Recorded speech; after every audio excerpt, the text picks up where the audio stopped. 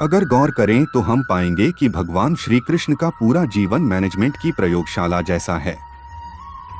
कुरुक्षेत्र में दो सेनाओं के बीच खड़े होकर भारी तनाव के समय उन्होंने अर्जुन को जो ज्ञान दिया वह दुनिया में श्रेष्ठतम है।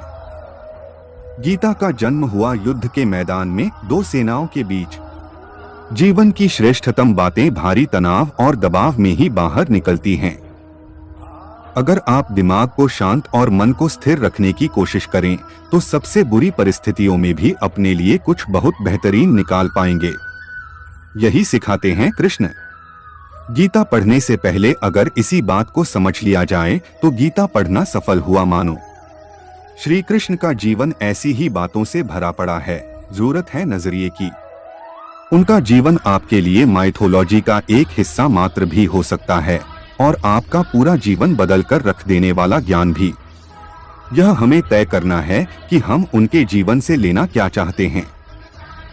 श्री कृष्ण मात्र कथाओं में पढ़े या सुने जाने वाले पात्र नहीं, वह चरित्र और व्यवहार में उतारे जाने वाले देव हैं। वह हमें सीख देते हैं कि एक सिर्फ मुर्दों को आराम है, जिंदगी संघर्ष का दूसरा नाम है। कभी अगर आपको जीवन की स्थितियों पर रोना आए तो एक बार श्री कृष्ण की जीवनी पर नजर जरूर डाल लें। रोना बंद कर देंगे आप। श्री कृष्ण ने एक जेल में जन्म लिया था और जन्म लेने के तुरंत बाद ही उन्हें रात में ही उफनती यमुना पार कर गोकुल ले जाया गया। तीसरे दिन ही राक्षसनी पूतना उन्हें मारने आ पहुंची और यहाँ से जो संघर्ष का सिलसिला शुरू हुआ वह देह त्यागने तक बना रहा। भगवान श्री कृष्ण का जीवन कहता है, आप कोई भी हो, संसार में आए हैं तो जब तक जीवन है आपको संघर्ष करना ही होगा। वे चाहे श्री कृष्ण हो या पुरुषोत्तम श्री राम, मानव अवतार लेकर परमात्मा भी सांसारिक चुनौतियों से बच नहीं पाए। लेकिन श्री कृष्ण ने कभी किसी बात की शिकायत नहीं की। हर परिस्थिति को जिया और जीता। श्री कृष्ण कहते हैं, परिस्थितियों से भागो मत, उसके सामने डटकर खड़े हो जाओ, क्योंकि कर्म करना ही मानव जीवन का पहला कर्तव्य है। हम कर्मों से ही मुश्किलों को जीत सकते हैं। 2 शिक्षा वही जो अज्ञान घटाए, कौशल बढ़ाए। श्री कृष्ण ने अपनी शिक्षा मध्य प्रदेश के उज्जैन में सांदीपनी ऋषि के आश्रम में रहकर पूरी की थी। कहा जाता है कि 64 दिन में उन्होंने 64 कलाओं का ज्ञान हासिल कर लिया था। वैदिक ज्ञान के अलावा उन्होंने कलाएं सीखी। शिक्षा ऐसी ही होनी चाहिए जो हमारे व्यक्तित्व का रचनात्मक विकास करे। संगीत, नृत्य, युद्ध सहित 64 कलाएं कृष्ण के व्यक्तित्व का हिस्सा बनी।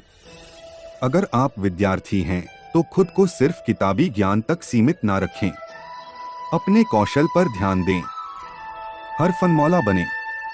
अगर आपके बच्चे स्कूल में पढ़ते हैं तो उन्हें अपने व्यक्तित्व को कौशल समृद्ध करने को प्रोत्साहित करें। उनमें कोरा ज्ञान ना भरें। उनकी पढ़ाई ऐसी हो कि उनकी रचनात्मकता को नए आयाम मिले। 3 गीता तीसरी सीख है, प्रेम बचा रहेगा शेष, रिश्तों में करे निवेश। कृष्ण ने जीवन भर कभी उन लोगों का साथ नहीं छोड़ा जिनको मन से अपना माना।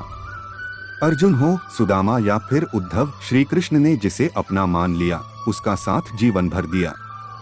रिश्तों के लिए उन्होंने कई लड़ाइयां लड़ी और रिश्तों से ही कई लड़ाइयां जीती। उनके जीवन का सीधा संदेश है, सांसारिक इंसान की सबसे बड़ी धरोहर रिश्ते ही हैं। अगर किसी के पास रिश्तों की थाती नहीं तो वह इंसान संसार में अच्छा जीवन नहीं जी सकता। इसलिए रिश्तों को दिल से जिएं और उन्हें प्रेम से भरपूर बनाए रखें। 4 गीता चौथी सीख कहती है, शांति की चाह बनेगी उन्नति की राह। श्री कृष्ण ने महाभारत का युद्ध होने से पहले शांति के लिए पांडवों और कौरवों के बीच मध्यस्थता की। हालांकि दोनों ही पक्ष युद्ध लड़ने के लिए आतुर थे, लेकिन श्री कृष्ण ने हमेशा चाहा कि कैसे भी युद्ध टल जाए। सबक यही है कि झगड़ों से कभी समस्याओं का समाधान नहीं होता। शांति के मार्ग पर चलकर ही हम समाज का रचनात्मक विकास कर सकते हैं। श्री कृष्ण ने समाज के लिए और मन के लिए शांति को ही सर्वोपरि कहा। उन्होंने समझाया कि कोई भी परेशानी तब तक मिट नहीं सकती जब तक शांति ना हो। शांति से ही सुख मिल सकता है। वह चाहे वैयक्तिक हो या समाज की, शांति से ही उन्नति संभव है। 5 गीता 5वीं सीख, तात्कालिक आवेश में लोच, जरूरी है दूरगामी सोच। महाभारत की कहानी में जुए की घटना के बाद पांडवों को वनवास हो गया। तब श्री कृष्ण ने दूरदृष्टि दिखाते हुए अर्जुन को समझाया कि यह समय जाया करने के लिए नहीं, बल्कि भविष्य के लिए तैयारी करने का है। उन्होंने सबको महादेव शिव, देवराज इंद्र और देवी दुर्गा की तपस्या करने के लिए कहा। श्री कृष्ण जानते थे कि दुर्योधन को कितना भी समझाया जाए, वह पांडवों को कभी उनका राज्य नहीं लौटाएगा। तब अपना हक पाने के लिए शक्ति और सामर्थ्य की जरूरत होगी। कर्ण के कुंडल कवच पांडवों की जीत में आड़े आएंगे, यह भी वे जानते थे। उन्होंने हर चीज पर बहुत दूरगामी सोच रखी। कोई भी फैसला तात्कालिक आवेश में नहीं लिया। हर चीज के लिए आने वाली पीढ़ियों तक का सोचा। यही सोच राष्ट्र और समाज का निर्माण करती है। 6. गीता सीख नंबर 6, मन की शांति रहे चिर, दिमाग रहे स्थिर। श्री कृष्ण को क्रोध दिलाने वाली, उन्हें अशांत करने वाली घटनाएं बार बार हुई। शिशुपाल पांडवों के राजसूय यज्ञ में कृष्ण को अपशब्द पर अपशब्द कहता रहा। छोटा भाई था, लेकिन उसने मर्यादाएं तोड़ दी।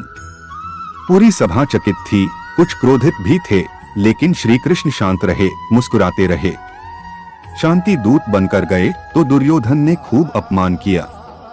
कृष्ण शांत रहे। अगर हमारा दिमाग स्थिर है, मन शांत है, तभी हम सही फैसले ले पाते हैं। आवेश में हमेशा हादसे ही होते हैं। विपरीत परिस्थितियों में भी कभी विचलित नहीं होने का गुण कृष्ण से बेहतर और कौन सिखा सकता है।